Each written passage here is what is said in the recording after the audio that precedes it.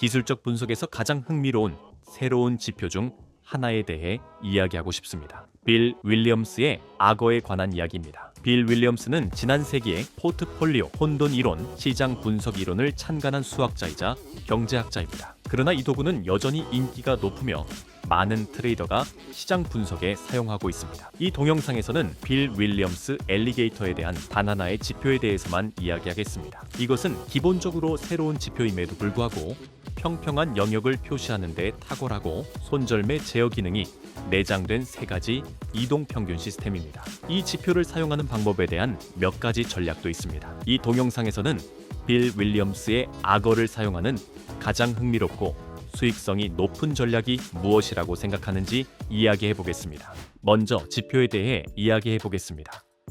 차트에 추가하려면 인디케이터 메뉴로 이동하여 표준 설정으로 차트에 악어를 추가해야 합니다.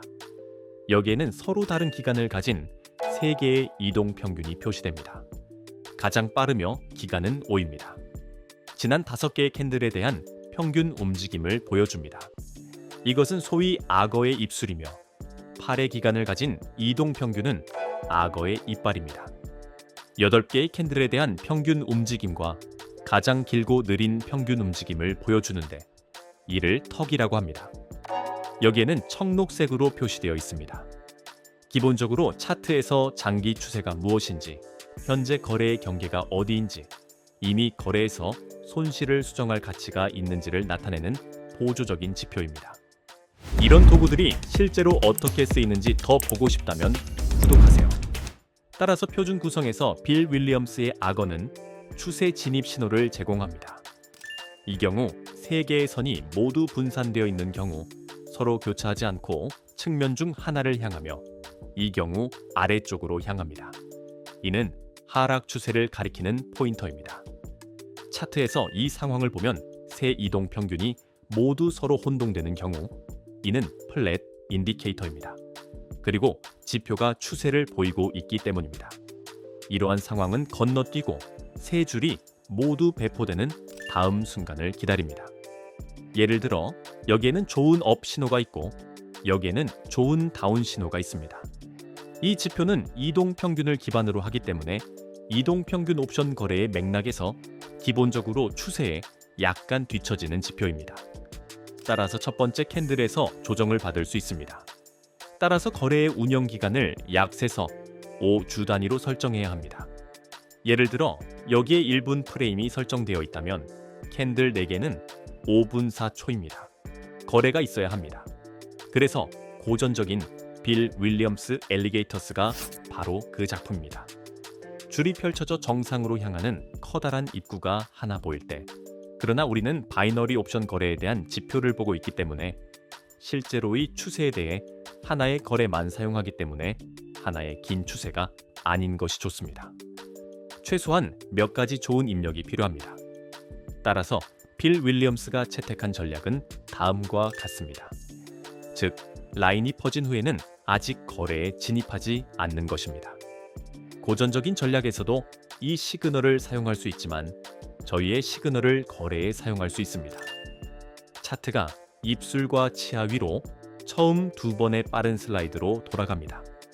차트가 이 영역에 접근하고 반등이 확인되면 이전 추세의 방향으로 진입합니다.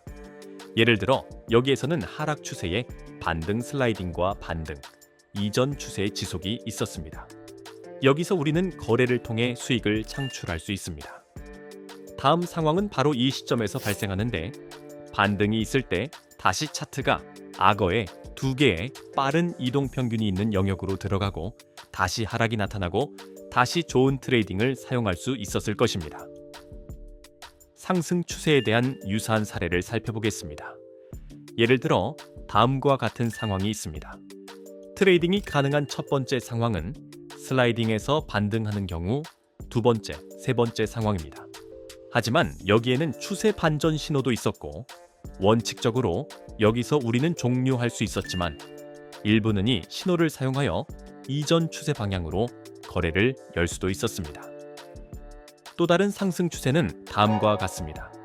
슬립에서 바운스를 거래할 수 있는 상황은 적어도 3가지가 있습니다.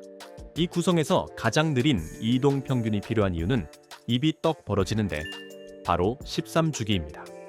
이 경우 시장 구조의 지표 역할을 합니다. 차트가 이미 이 파란색 선을 돌파하고 반대 방향으로 가고 있다면 이 추세에서 거래를 중지합니다. 트렌드를 찾아봅시다. 이 경우 여기에서는 여기,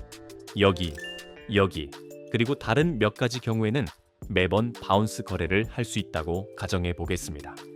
그러나 차트가 청록색 이동 평균을 넘어 통합되었을 때 여기, 즉 통합된 차트는 여기에서 추세가 변하고 있다고 말할 수 없습니다. 예를 들어 이 경우처럼요.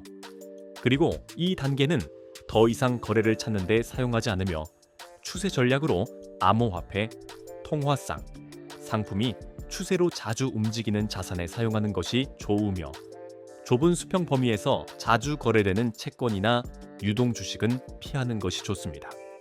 이 간단한 전략을 익히면 트레이딩 결과가 눈에 띄게 향상됩니다.